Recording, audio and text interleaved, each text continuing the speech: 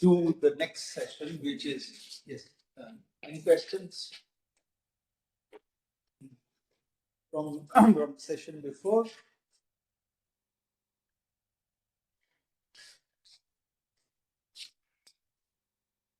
So then let's get on to this. The next one is trade and labor markets. We're discussing about labor markets a bit in the previous one. Labor markets is one of employment, is one of the big challenges to solve. And trade affects, any kind of trade changes affects labor markets significantly. Employment significantly. Demand for certain set of workers goes up, demand for certain set of workers goes down.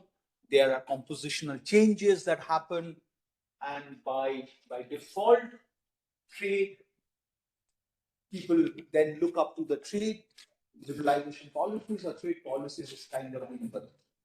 Because of trade, this has changed. But trade, by design, is going to, so there is this literature called trade-induced skill bias change, if you know. So trade in general, what we have learned is trade affects skill intensity more than others. Now this goes back to a theory. I guess we all have gone through this theorem, and then most of us, through different papers, try and find out whether we find evidences for this theorem or not. This is StolperSamuelson. Samuelson got a Nobel Prize, but not for this theorem. He got a Nobel Prize for several other things. He did several other things to economics, but not. This is one of the fundamental contributions of StolperSamuelson. So, what StolperSamuelson says, I guess you all know, but just to reiterate, refresh your memory, that an increase in the relative price of a good increases the real return to the factor. Let's say if wages increases, if real price of a good increases, the real return to the factor. Sorry, if a price of a good increases, then if labor is used in production of that good intensively, then wages should go up. If capital is used intensively in the production of a good, then the rental of the capital should go up. That's very much straightforward. Then what is yes? Sir, India is kind of a country where we have labor intensive industries. But I think that is not really the case of India. What do you mean by that? That is true in India. India is labor intensive. But we are exporting more of capital intensive. That's the positive. That's what we need. But the wages of the labor is not increasing, as you said earlier. No. This is a theoretical concept. Then we come to the evidence. Just hold on to your thoughts. We'll discuss on this more. So by theory, this is theory. In theory, trade should benefit the abundant factor to the detriment of the scarce factor. If we have something abundant, then I will use that more intensively, and we'll use the scarce factor not intensively. So the real return to the abundant factor should go up. This is what theory says to us. So globalization should increase wage inequality in the developed countries and reduce it in the developed countries. Why? If globalization in developed countries, there are more capital intensive production. So skill labor, the value of skill goes up more because they have more skilled worker. The value of skill should go up more. The wage inequality should increase. We have more unskilled work in India. We have more unskilled worker. Then the wage inequality should go down because the demand for unskilled workers should go up because that's our abundant factor. We should be using, by StolperSamuelson theory, we should be using more our abundant factor more rather than our scarce factor. The skilled worker in a developing country is a scarce factor, and unskilled workers are abundant factor. So if we go by the StolperSamuelson theorem, we should see the opposite. The skilled wage should increase more in the former, which is the developed countries, and the latter, and less in the latter set of countries, which is the developing countries, because developed countries have more unskilled skill, and developing countries have more unskilled laborers. However, this theorem is silent on the wage differences induced by trade within the same group of workers. Same group of workers means if workers working in textile industry, if they are skilled and unskilled, what happens? We don't. The theorem doesn't say that. But what is the evidence? This is StolperSamuelson. We try and prove and disprove StolperSamuelson theorem. This is the hard. Same group of workers means same unskilled worker or within unskilled worker? Within the same group of workers. Within the same group of workers mean wage difference, you have same skills. Within same skills. You have same skills, what happens to workers? With trade liberalization. The StolperSamuelson theorem doesn't say that. There are many, and now what that people try to do, this is all theory. People try to extend StolperSamuelson with farm level heterogeneity. So there is implications of the relationship between trade liberalization and within farm wage inequality becoming more evident with recent research emphasizing the role of farm characteristics in determining worker wages. So there is this paper called Peter Egger and Udo Krackemeyer in GIE in 2009. And when I'm saying GIE, it's Journal of International Economics, which is the top field journal in international trade. Yes. Sir, I wanted to know something. If there is already a established theorem which proves something, but when you test it in the real world, it is not holding. So how do you make sense out of that empirical analysis? Because it's not making sense. Which one is not making sense? The theory of the empirics. Empirics is not Why? aligned. But if the empirics has been done very good, why would the empirics not make sense and theory doesn't make sense? By sense, I mean it's not following what the theorem says. Can you think of any theorem in economics that cannot be disproved? So if we see It is very difficult. Yeah, economics is such a discipline because it's social science. Same law can be proved and disproved in different sectors. That's the problem and advantage of economics. Both, because you can come up with your arguments, the mechanisms in different countries could be very different. That's the challenge to prove. So then we've had evidences, we'll see, we had evidences, the point being here, we had evidences which disprove StolperSamuelson theorem. Then people started thinking, what is the problem? Where did StolperSamuelson miss something? Because these are fundamental theorems of economics. Right? It explains something, but it explained a lot of things during the 60s and the 70s and the 80s. Once the world started opening up, then we see this is not happening. Right? So then people started thinking, what happens? Then Peter Egger. Specific capital modeling also explains inequality. Specific? Also explains inequality. Yes, that's true. But the problem is why do we see this exactly opposite kind of error when we have empirics? StolperSamuelson, what StolperSamuelson say? We do not actually see this. Then people start thinking, was the theory missing or what actually you said? But the empirics is wrong. How do we put this together? Because empirics is also done by people who actually understand the theorem properly. They have collected proper data, they have done proper analysis. So what they did was, Egger and Krackemeyer, they incorporated fair wage preferences into the Mallet's model. And argue that trade liberalization leads to within group inequality, within group wage inequality, as wages depend on the farm performance in an imperfect labor market.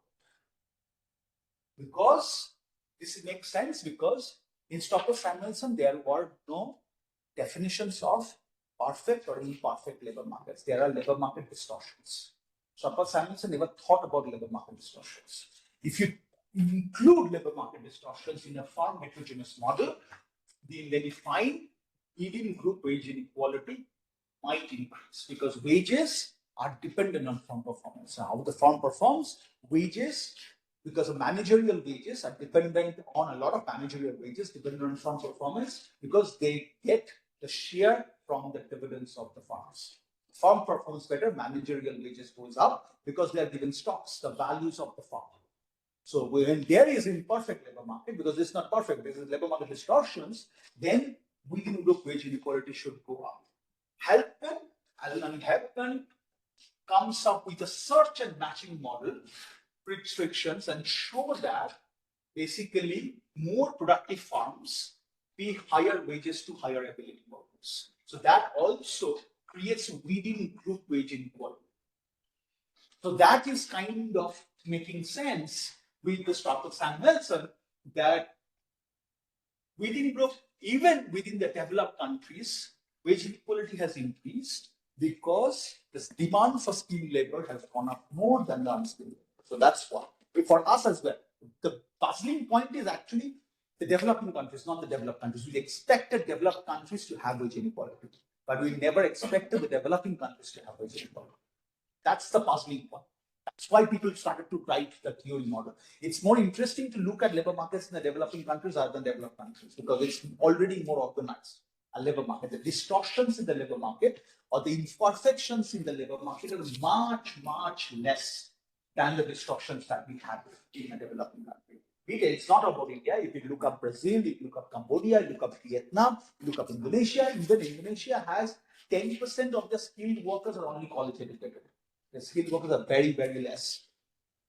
So, if you look up Karim Kosa's paper or Gabriel Felbermeyer paper, they introduce these dynamic firm models and show that increasing firm heterogeneity actually is a contributor of rising trend wage inequality. This is one very key point when StolperSamuelson thought about the theorem. There was no concept of farm heterogeneity. In farms are very heterogeneous and they pay wages very differently. That's what we saw yesterday, right?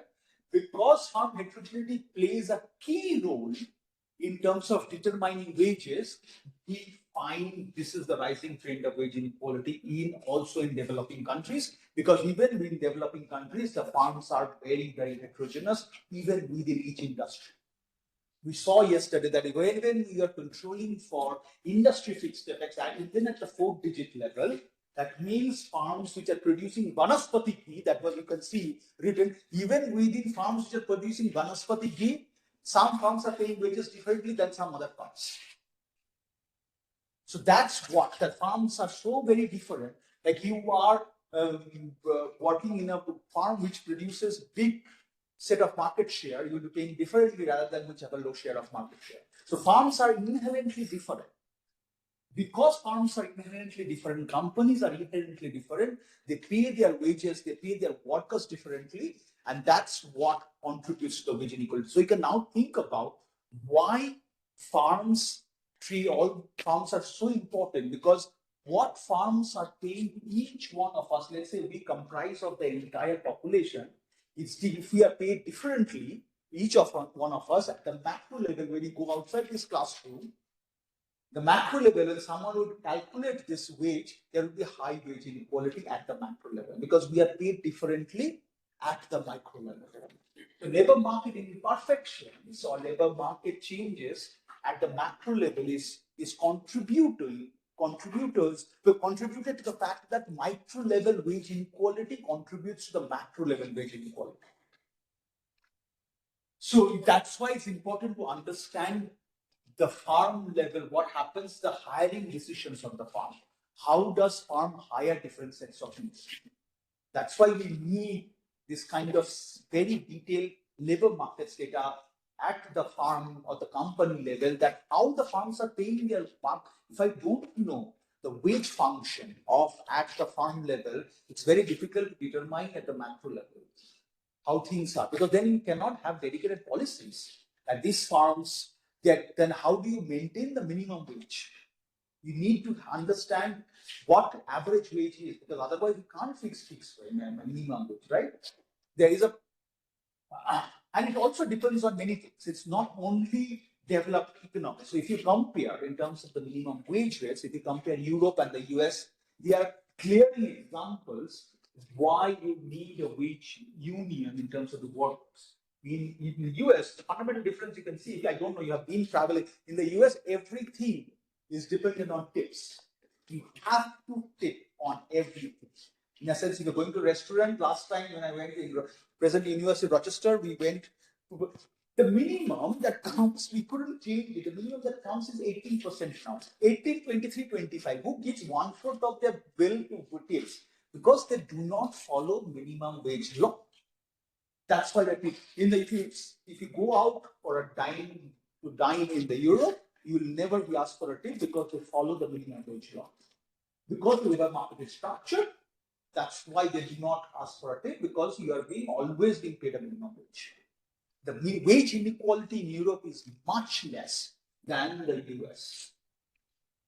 It's just because it's not only because the imperfections in the labor markets are much, much less in Europe rather than the US. The more you go to Scandinavian countries, the better it is actually. The imperfections are much, much less. So what do you mean by imperfect labor?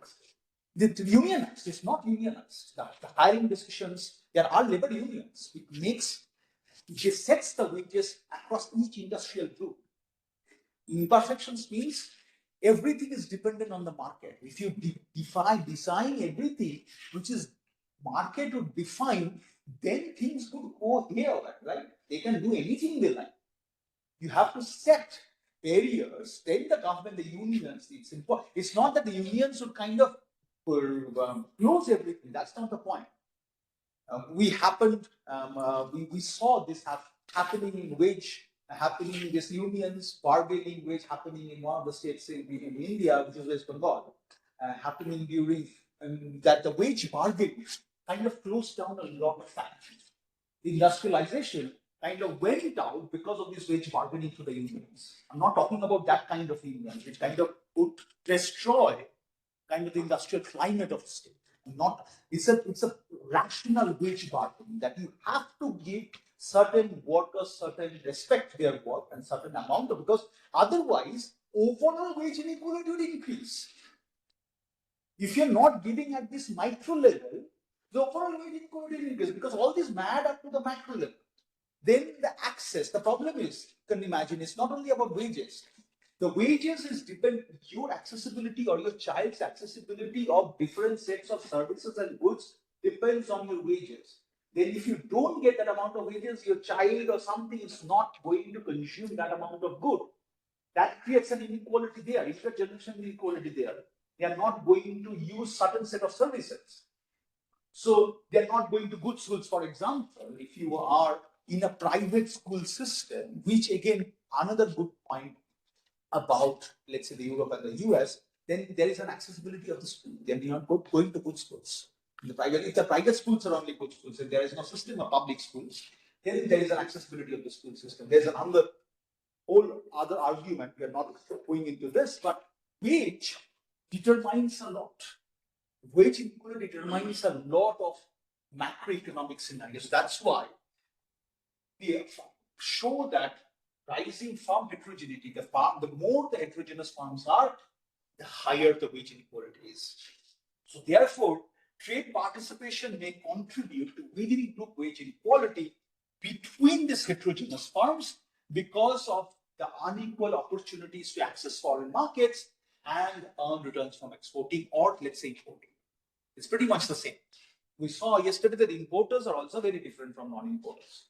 Because certain set of farms are very different from certain set of farms, they have access to larger market access, they can sell more, they can import, let's say, from foreign countries, they can pay their wages more to certain set of farms.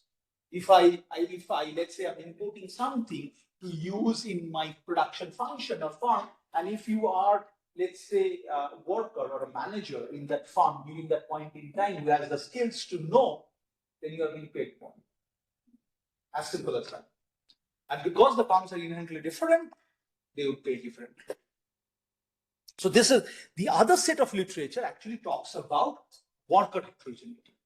Because workers are inherently heterogeneous. That also was not being, these are the two extensions of very important extensions of that StolperSamuelson theorem. StolperSamuelson theorem did not say this. One was with farm heterogeneity, and one was, the person believed workers are homogeneous, but workers inherently are heterogeneous. There is a paper in Journal of International Economics by Lee. She characterizes worker level comparative advantage by assuming that workers draw idiosyncratic sector and occupation specific productivities conditional on their exogenously endowed educational type. What does this mean? What does this actually mean is, when we think about our education choices, we become inherently heterogeneous. The skills that we actually decide on makes us heterogeneous in some set of others. For example, there is no undermining of any subject. I'm just give you an example here. I'm not undermining any subject here. Let's say you decide those subjects also has different set of utility things also set up very important. But let's say, for example, for the sake of argument, you decide on being an economist or finance or engineering person, given that you're studying humanities. By default, you are drawing this exogenous. You decide this when you're in class 10, class 9, not much thinking through that I'm going to earn more, an average I'm talking about. An average child at the age of 15 or 14 does not think through that what she or he is going to earn at the age of 25. Which sector is, we cannot think through actually. What you are thinking through, your educational type is based on your interest. So you are self-selecting yourself into a certain educational sector based on your interest. That gives you certain set of skills over the time. That gives you sector-specific choices. Now, as let's say for an economist, for a let's say finance guy or engineer, when you are going to the job market, a big set of industries are open for you, which are highly paid. Now, a person who is coming from other sectors are not, because you don't have per se the skills to solve those problems. In those, let's say you're coming from a history background. I'm not again undermining any subject or an English background. You are, let's say, going in the same company for sales. You would be more or less in the administration, and you would be solving, let's say, data analytics, data science, all these things if you're coming from a background which have more quant skills.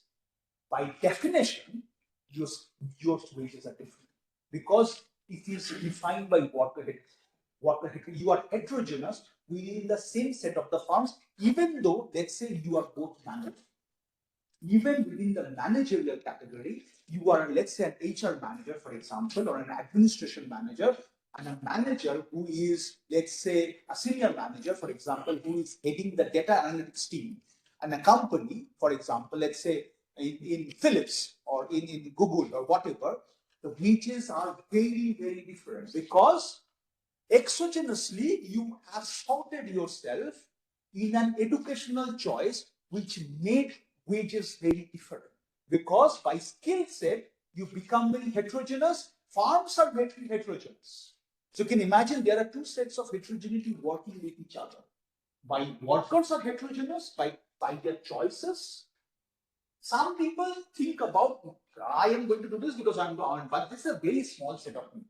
I'm not talking about that. It's very, but people who self-selecting themselves, creating a long run differences in heterogeneity in terms of their skills. Now the farms are also growing in terms of their heterogeneous. So even within a farm, within managerial category, we see because of their skills or because of the occupational category, the wages are very different. Then somehow skills are also contributing to the imperfections in the labor market. Yes, it's absolutely. Yeah. It's endogenous. It's an equilibrium situation. Then what could be a solution for it? How we can? Yes. Solution is You cannot ask economic solution. So see, the solution is always difficult to arrive. How do you control for the solution? Control for the solutions. In certain sectors you can. In certain sectors you can't. Is it possible? Huh? Income tax. Income tax, how much? Yes, income tax you can, but how much income tax? It will dissuade workers, it will dissuade farms. There is high income tax. Let's say, if you come to the Europe, we live in a very high tax society. That's why we have still certain amount of wage inequality. The taxes increase significantly. It's a progressive tax system. The more your income goes up, the tax will go up. So it's one way of solving this. But then sometimes people who become, the main argument there is people become dissuaded with having higher skills. If I am investing a lot of time, lot of energy, lot of years to get these higher skills, I am not depending, I have really worked out this out, then I am going to earn more money and you're taxing me too much to get, then people would dissuade to get this good skills. So that's another issue of this. So there's something, you think of a general equilibrium picture, this is simultaneously happening and you have to arrive to an equilibrium situation. In equilibrium is obviously endogenously determined. Like wages create imperfect labor markets. Imperfect labor markets also create this distortionary wages. So how do you solve for this? So then this is what we're discussing. Then they endogenously sort into a sector and occupation to maximize their incomes. That's what we do, right? And think about the general equilibrium level. This endogenous sorting of workers determines this effective labor supply patterns, because it depends on, let's say, we endogenously sort. For example, this is a glaring example in India, was the engineering pattern. People self-selected themselves to do engineering. That's why a lot of engineering colleges came up. And that determined the effective labor supply patterns, because we have a lot of labor supply of engineers in India. That's it, but it's endogenously determined, right? For each sector country, which eventually affects the country level comparative advantage. So eventually coming the comparative level advantage, because now you have people with higher skills. Think about the StolperSamuelson theorem now. They have self-selected themselves to technical skills. Technical skills, labor supply has increased. What the farms will see, that I have much higher, better pool of technical skills in the market, so I will start investing more in capital intensive, not the labor one. So suddenly, capital intensive or skill intensive jobs have increased rather than in skill intensive, because there is a labor supply of skilled educations more rather than unskilled education, which are actually good skills. People come with good skills. So automatically, our comparative advantage changes somehow towards a little more skilled kind of jobs rather than unskilled kind of jobs, though we are unskilled, abundant country. Yes. Even the example of engineering. There are high number of engineers in the country, and they are paying less. So they are paying less because there is high supply of engineers, or because there is a lack of quality of engineers. So yes, both. Now, after certain of all of this as a benchmark, like all of this is a cutoff. You can only pay up to some point in time. So what would happen? Why did the engineering colleges came up? Because they saw the returns of being an engineer, the demand for engineering has gone up significantly. People who study self-select themselves to engineer. So that's why the engineering colleges came up. Now, after some point in time, the quality would go down, because where the teachers to teach? They had their own students who just have passed out. If you go to a lot of private colleges, they have their own students who have just passed out, come and teach. We have to produce teachers. Most of the IT guys have done their PhDs from abroad, have come back to teach. You need the high quality teaching to teach, right? That's the point. So there's a cutoff of everything. After some point in time, that becomes obsolete. Then the engineers would go to, let's say, admin jobs. With the skills, it's admin jobs. But if I'm not talking about the cutoffs, but the point is that worker level heterogeneity matters. If we include in StolperSamuelson theorem, the farm level heterogeneity, and worker level heterogeneity in terms of the skills, that changes the StolperSamuelson theorem. That then can define what we observe. The developed country observation in terms of wage inequality going up is not the puzzle of the StolperSamuelson theorem. We expected that to happen because they have abundant skill level. Here, we do not have abundant skill level in developing countries. If we then include farm level heterogeneity and worker level heterogeneity, that kind of help us to understand why StolperSamuelson theorem can still apply to developing countries. So workers with different characteristics gain or lose by trade by a different amount and relocate labor differently in response to changes in trade environment. So when you'll see, because of trade competition, what does trade do? Trade just brings in more competition in the domestic market and more availability of different kinds of products in the domestic market. One, and farms started seeing them and started changing their production patterns. If they started changing their production patterns, people with different set of characteristics or different set of skills are going to gain or lose from that market. Then you kind of relocate. So these leads to relative gains from trade across different educational types, between educational type inequality, and creating induced labor allocation patterns within worker types as well. So even within worker types, the reallocation of obviously is because of inherent heterogeneity of the worker skills. More or less clear? Why StolperSamuelson? We can go again on this. Yes. So then somehow the trade and then the competitive advantage is contributing to the pretext of some specific sector of workers. Then what kind of general equilibrium is? So what kind of change? So see, in the general equilibrium level, what happens is all the sectors are growing or shrinking together. We had, for example, we had a comparative advantage in textile sector, for example, which was much more labor intensive. Okay, we didn't need much set of skilled workers in leather sector to produce stuff.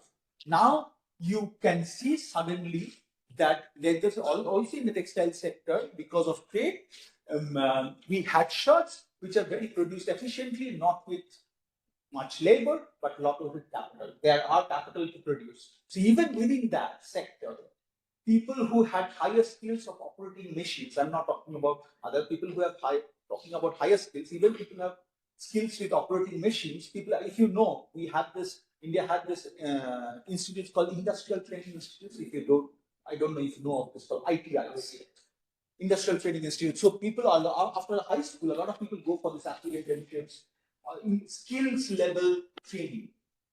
And you do a 2 years diploma or 3 years diploma in this, and then go to this industry to job. If you have the skills to operate big machines and stuff, how to grow, how to operate this, your demand, even within the textile sector, for example, will increase other than the labor, even within the comparative advantage sectors. Because now you can see that you use more machines in that sector rather than other sector. Now think about other sector which we didn't have comparative advantage. This is going at the same point in time. So general equilibrium level by means we consider everything simultaneously going on. We are just not looking at, per se, that textile sector. In the other sector where we didn't have comparative advantage much, we suddenly saw that we had a lot of people with strong skill sets before. Can you imagine? Before, for example, India is a glaring example of this. Before 2000, 2001, we didn't realize that we had a comparative advantage in IT sector. We didn't, right? Because we didn't ever thought that we had good set of skilled people who are sitting here and can solve for these problems right here. Localization happened, opens up, outsourcing started, you can suddenly realize we have comparative advantage. So before, if you will see, before 2000, we didn't realize this as a comparative advantage. We always realized we have comparative advantage in producing shirts, shoes, and stuff. Post 2000, we realized we have a huge skill set sitting here. This comparative advantage sector opens up because of trade, and these people suddenly got a lot of more jobs, a lot of more money. which this competitive advantage didn't exist. So this is happening in general equity. Certain set of competitive advantage sectors we had actually went down or stayed the same, which we didn't have competitive advantage because of credit went down. And there was self-endowed people who self-selected themselves in certain educational choices, took advantage of that because opportunities, whatever, went up, and they kind of came with inequality increased. Because the competitive advantage of us kind of got changed over time because of credit inequality. But those engineers, let's say the students who studied in the 90s, did they think through that after 2001 is impossible? They self-selected themselves. They wanted to study engineering, they self-selected, or maybe pressure from the home or something. They wanted, the father was an engineer, or your peers were an engineer, whatever. Or economics or finance, whatever subjects, which are basically quant-based. Quant-based, we have seen across the world that quant-based subjects have kind of gained more than the non-quant-based subjects. In terms of the wages, what I mean in terms of the wages, I'm not talking again of general equilibrium perspective. General equilibrium perspective, then you can talk about job quality, then you can talk about life quality. If you bring in the working hours, everything, what is the quality adjusted life, then it's a completely different question altogether. Then we can have separate discussions on this. That they are working longer hours, they do not spend much time with family. This is also true, right? There's a quality, what is the quality of life? Then it's a completely different question. But in terms of wages, if you see, it's just pure wages. The quant-based field have gained more than the others. That's absolutely, there is no doubt about this. This is absolutely true across every part. We also see in Europe, that's why a lot of universities now open up courses in economics, data science. I had an RA last year in one of my projects, which is a physics PhD paper. Amy, when I was interviewing few of them, Amy directly said to me that why do you want to do this project? What is your motivation of doing an economics project? Very simple. I am doing a PhD in physics. I know how to code. I know the math to solve. I want to make economics intuition because that opens up my industry openings. Apart from academia, because academia is getting very uncertain, if I want to keep my options open in industry, in the finance field, in the tech field, if you understand how to code and if you know economics intuitions, that's the best asset you can have in the tech industry. So that's about it. If you have quant skills, this would gain more. This is very simple. Then in the process of, these are endogenous outcomes. By the way, this is not, she has chosen physics exogenously, a self-select her. But in the process, you are endogenously choosing yourself to other skills as well, because now you knew the market, what market is demanding. So you are endogenously sorting yourself to other skills so that you become fit for the market. But the original education choice was exogenous. So by default, it is making her, when she goes out in the market, for example, I have the same economics PhD, for we are competing in her scope. By in general, what happens if we both gives our CV to the same firm for the same post, she will be preferred than me because she has a team. With physics, people write codes better than economics people. It's not that for everyone is true, but because that mathematics training is better than us. It's just that's that simple as. So you can see water heterogeneity, farm level heterogeneity, all this kind of gives us why the puzzle that why in developing countries we still see, in a labor abundant economy, we still see increase in wage inequality. There are a couple of papers we'll quickly go through. One is this on Indonesia in Restart 2011 by Donald Davis and Mary Amity, Trade, Farms and Wages. So they have a theory model. So they simply put, how does trade liberalization affect wages? This is one of the most important questions because this has generated really a vast literature on both theoretical and empirical. So they build on the work on heterogeneous forms of millets to allow trade in intermediate goods by the other people. They maintain They model the assumption of homogeneous labor market and a perfect labor market so that the wages paid by a firm are disconnected from a firm's performance, focuses on a homogeneous labor market, but introduce a variant of fair wages that is most closely related to Rosman-Helpman, that wages are different across skills, but it's still fair.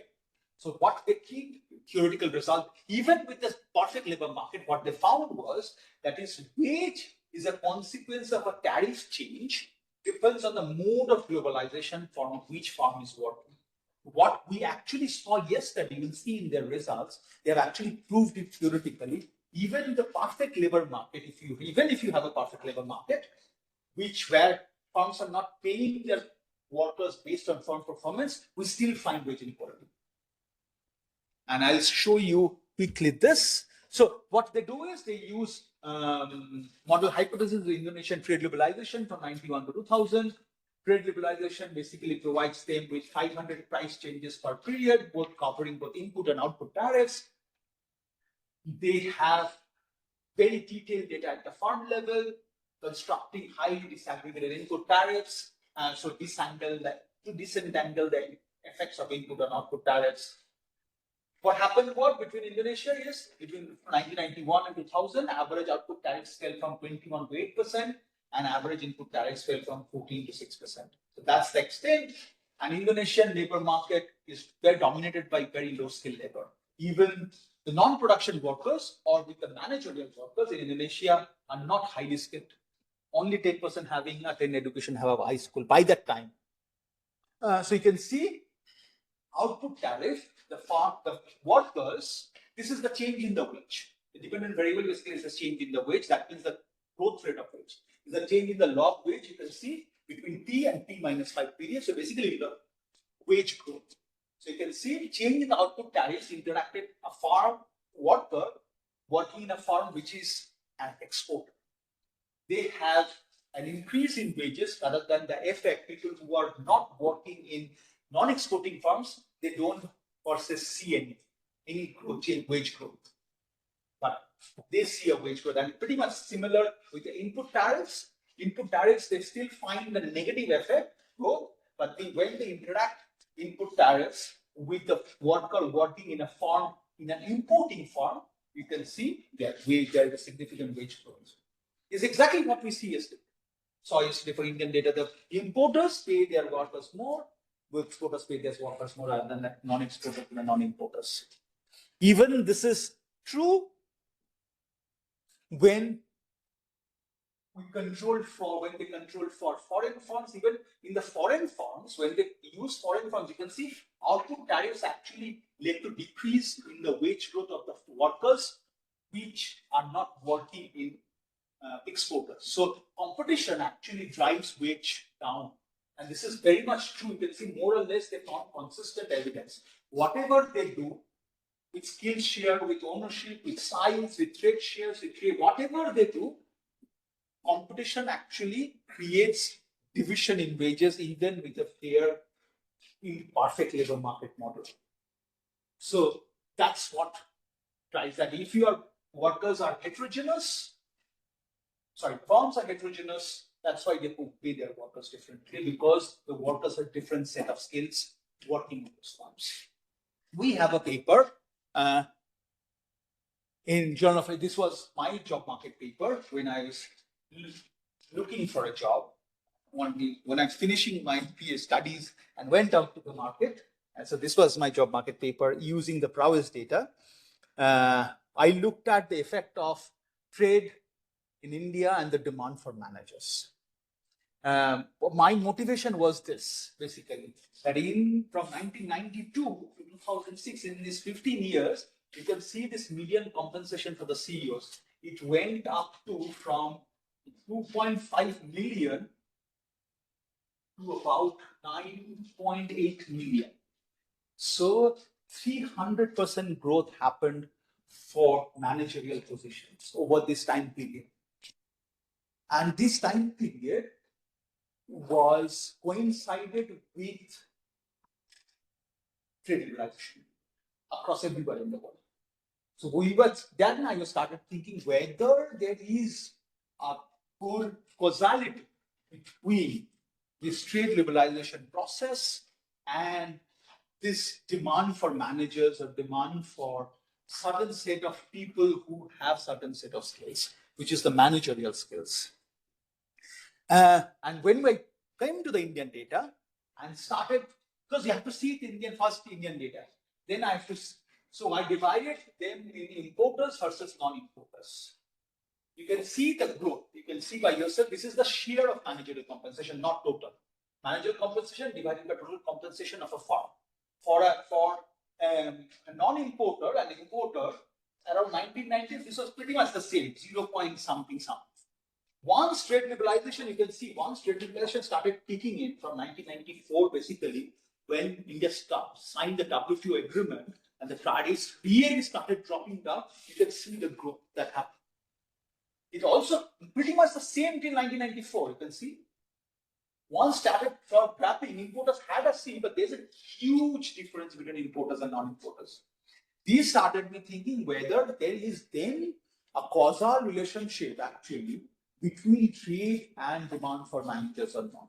Like whether managerial skill went up because we had trade liberalization. So what I mean is trade liberalization is one of the contributing factor. There are multiple factors. Is one of the contributing factor of the growth of the managers in India or not. And we find this relation or not. Yeah. But why? Why? What is the economic mechanism?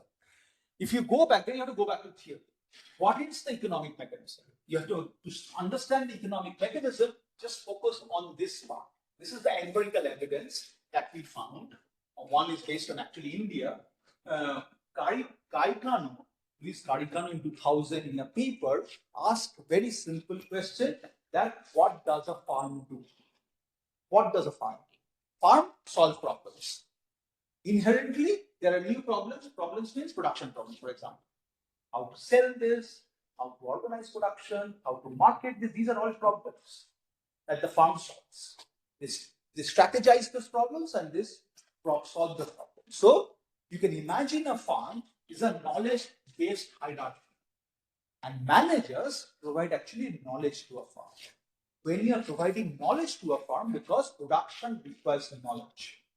And as a manager, when you have managerial skills, in a certain set of skills, you know you have gone through certain set of educational choices, you know how to solve those problems. Because you solve those problems, and there are two set of problems that Garikano defines. One is a routine problem, and one is non-routine problem. One is that is a common problem, and one is a non-common problem. So the economic intuition is people with managerial skills or managers solve the non-routine or non-common problems because the difficult problems go up the ladder. The simple problems are down. So non-production workers solve the most common of the routine problems.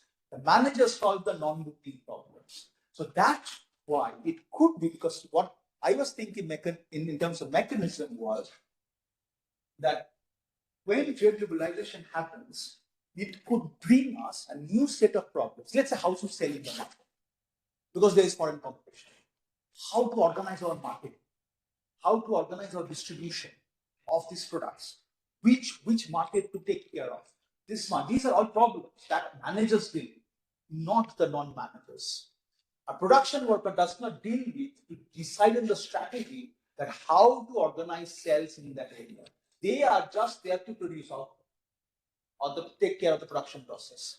So what would happen in general, or we are using new inputs in the production process.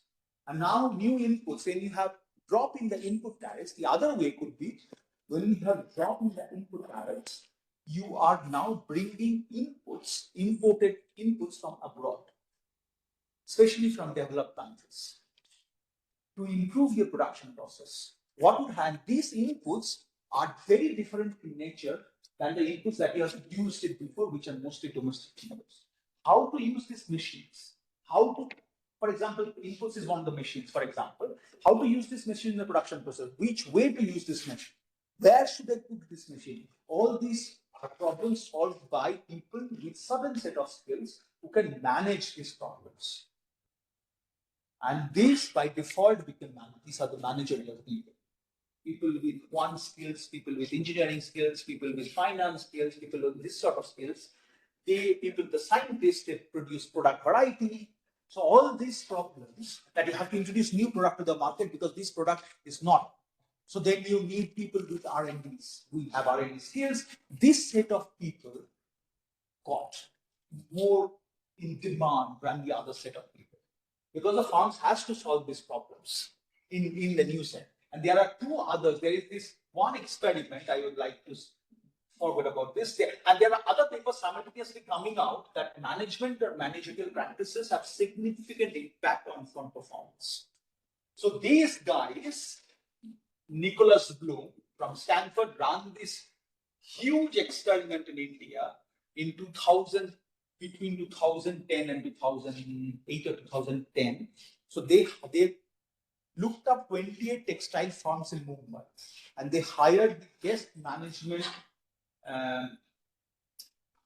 consulting firm based in Washington, DC to give them management consulting, how to organize your production process, how to lessen out your inventories, how to organize your labor, which labor to hire, all these you are given consulting for 2.5 years. So after 2.5 years, when they were observing at the similar level, similar kind of textile firms, which are not given this management consulting. After 2.5 years, 3 years, what they found was that when they were giving management consulting, these firms' productivity was raised by 17% through improved quality and efficiency and reduced inventory. So it gave me an idea that this is very important in terms of the managing consulting. And you can imagine how much. So this is a glaring example that when people run experiments, can you imagine? This is an economics paper which needed about $6 million to write because they hired this management consulting firm for 2.5 years to give management consulting. So to write an economics paper, and it's very influential, they spent about $6 million to write a huge paper. This is people spend that amount of money to understand what. This is funded by several funding agencies. But point being, so this gives me the economic intuition. And then I started looking at, looking at what happens in Indian case. So we change basically whether and how changes in trade policies lead firms to restructure their organization, basically whether the relative demand for managers and share of managerial compensation responds to trade liberalization or not. You all know the data set. These Indian firms, prowess, they used to report data on managerial compensation. Now they have stopped. I don't know why. They don't report it right now, but they used to report managerial compensation. They used to report they still report the director's compensation, but they don't report the managerial compensation, which is the middle management layer. This is for 15 years, and we use this trade liberalization shock. What do we find? I'm not showing you this. This is exogeneity. So you can see input tariffs have actually increased about 10% drop in input tariffs, finally about 1% increase in share of managerial compensation over total compensation. Even if I restrict the period to 1990 to 1997, which is the most intensive period of liberalization, this has actually increased more. And you can see, so one way to increase is, you can see the non-managerial stuff. We'll do this today, I'll not show you much. Is whether the managers have substituted non-managers or not, whether there's a substitution of skills happen. That we didn't find. That we didn't find any effect on the non-managerial compensation. It's just that the non-managerial compensation stayed the same and managerial compensation went up. That's why the share went up. Overall share went up in terms of the share of managerial compensation. This is industry trends. Oh, basically it's industry trends is industry fixed effects interacted. I'll show you today. This is one of the tutorials. This industry fixed effects interacted with a linear time trend. to take care of the industry level policies. Because there are a lot of industry level policies that can be simultaneously undertaken, for example, delicensing, which can also heavily influence the managerial share of managers, the demand for managers. And this happened through wages, more or less. We'll show you this. But let me very quickly go through this paper. We can go very quickly, not much time. So this is a very, very important. Oh, sorry, this would be 2013. My mistake. I will correct for this. It's a 2013 AER paper. Let me quickly correct for this actually.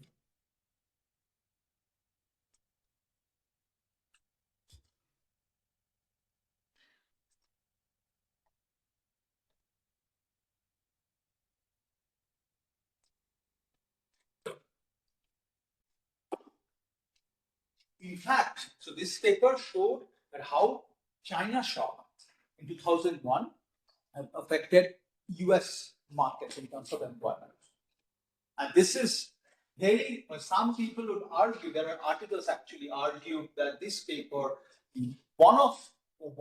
this paper could have led to Trump coming in 2016 because it got so popular because they show that there's a significant negative effects of the Chinese competition. Why? Because Trump is all about China.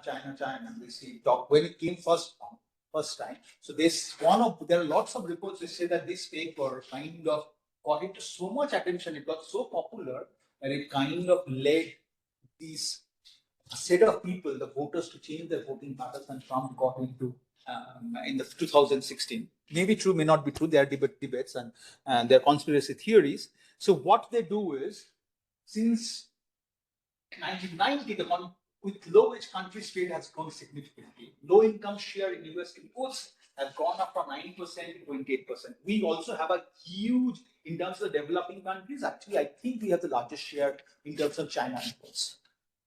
Till 2005, 7, 8, we had 25%. Now we have about 33% of our imports come from China. So it's a huge China shock we had. And China accounts for this. You can see 89% of this growth. This is what their motivation was. This is Chinese import penetration ratio, total in Chinese imports divided by total imports. And this is their employment, manufacturing employment.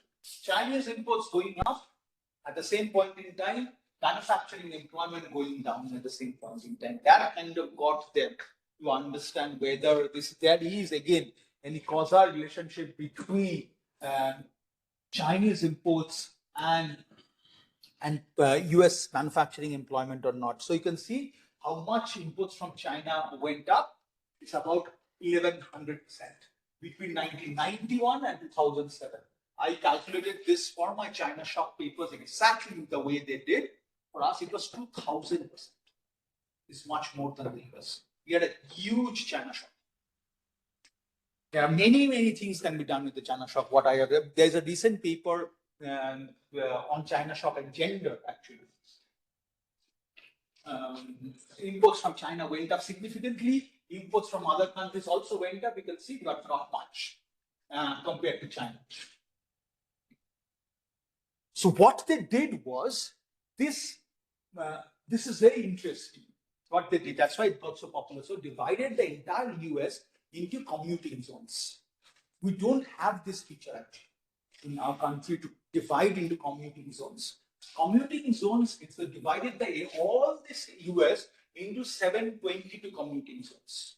Commuting zones means where your manufacturing production is concentrated and you're commuting to these zones to work. We don't have this here. In terms of definition, what the commuting zones is, because we have industrial areas where you can actually calculate and you know where the workers are, you can actually calculate what the commuting zones is. So what they did was, so they calculated the tariffs based on the commuting zones. We did it. We also have similar feature. If you go back to, there's a paper by Petya Topalova on industrialization and poverty. She did it. She's the first one to do it. She did it at the district level. We also have used it now in one of the papers I did was about trade liberalization actually caste-based parties. We can talk about this later, that how trade can contribute to rise in ethnic politics. It is for India or She did it for India. P.T.L. did it for India at the district level. She used NSS. Like the problem of using NSS at district level is the challenge. Why you have district level? Yeah, but then the sampling is not done at the district level, it is region level. No, you can have district codes. Yeah, you have district codes, but the thing that NSS sampling them is mostly at the region level. The region is the district, not state. No, The block level. NSS region, NSS state region. But you can aggregate these block levels to the district. No, not NSS state region is a course. No, NSS you have district. NSS is not state. Like they have climatic zones, like certain districts are broken into regions. Like suppose in Odisha state is divided into 2 regions. But you have the point being, Code is there. yes, the code is there, so you can calculate things at the district level. You have manufacturing employment at the district level. So what the point of district level is, we can come back to this to that paper. What they did was, so they calculated the share of employment, which also the developer did. It's calculate the share of employment in the manufacturing industry in 1990 in a commuting zone. That what is the share of this manufacturing? This is the labor of this farm or whatever, let's say industry in zones J at time T divided by the total employment, and what is the share of imports in that industry from China. So that's how they calculated that if there is a higher manufacturing employment in that industry, in that zone, then because the China shock, increase in the China shock of that industry, that zone would be impacted more than the others. It's clear, more or less, that if I have in a certain district, for example, if I do the analogy for India, if I have a certain district in India where there is higher leather employment, people work in leather industries, if the imports or the tariffs for the leather goes down significantly, that district would be, manufacturing employment of that district would be more affected than other districts. So what they are doing is they are taking the shocks at the regional level, at the district. For them it was commuting zones where the industrial areas are located. Because that sector, rather than other sectors, would be more, people working in that sector around them would be more affected than people, let's say, working in truck industries in other districts where the tariffs of the truck industry has not gone down. People working in that industry sit in that district, living in that district, will be more affected than the others. As simple as that. Okay. And you can see this is the descriptive stats about increasing the growth of inputs for what they calculate. So you can see during this, which is the 90th percentile, this has actually doubled, more than doubled. So more or less everything went up, tripled or doubled across every percentile of the growth of inputs by commuting zone per worker. It has before China shock happened in 2001. Before and after China shock, everything got changed significantly. I'll quickly show you the results, not taking much time. This is the plots they've shown that how largest exposure or smallest exposure. They run this simple regression about a long run change in employment, population, wages, government transfers, and long run change of this input exposure ratio by worker. So you can see there is huge effect between the current inputs and significant negative effect of inputs on the working manufacturing employment significantly. And pre-exposure, there wasn't much change. They did it for the pre-exposure as well before China came in. They didn't find any change. And this actually happened for, you can see they're divided by college and non-college. You can see there is no effect on the college actually. Entire effect is driven by people who have non-college degrees, have not gone to college. You can see there is also worker heterogeneity playing role here by characteristics. And this is also, they have looked at the age group. The age group is 50 to 64. People who are, they got fired because of the manufacturing, because the manufacturing plant may have closed or they have shut down their operations. So people who have non-college degrees above the age of 50, they got fired. And these are actually the Trump voters. This is actually the Middle America Trump voters are actually exactly this group of people. So that's why people say that this might be influential in this paper. It might be influential. The other one I wanted to show you, yes, this one. So you can see these are government transfers, unemployment benefit transfers, national transfers, other kinds of transfers, state level transfers, because they have unemployment insurance. So these, because of Chinese competition, these unemployment benefits, different kinds of unemployment benefits from the federal government, from the state government, went up significantly because people were unemployed. This is more or less, and if I divide it by gender, males were more affected than the females, but both were affected. It's not that it's just the males got more affected, substantially more affected than the females. Yes, more or less. So key takeaways, rising input competition has large local labor market effects. It's reduced manufacturing employment. Migration responses are weak. People did not migrate much. Consequences for lower local labor markets as unemployment and national insurance, something rose. Job losses in manufacturing were the most. There were wage reduction in non-manufacturing. Why? There are spillover effects. People who lost their jobs in manufacturing went to work in non-manufacturing industries. You have an increase in labor supply. The average wage will go down. So we have a general equilibrium negative effect. It's not only in the manufacturing sector. If you think of the entire economy, there's a negative effect because the average wage went down, and there is obviously a declining household incomes because wage went down. Can you repeat the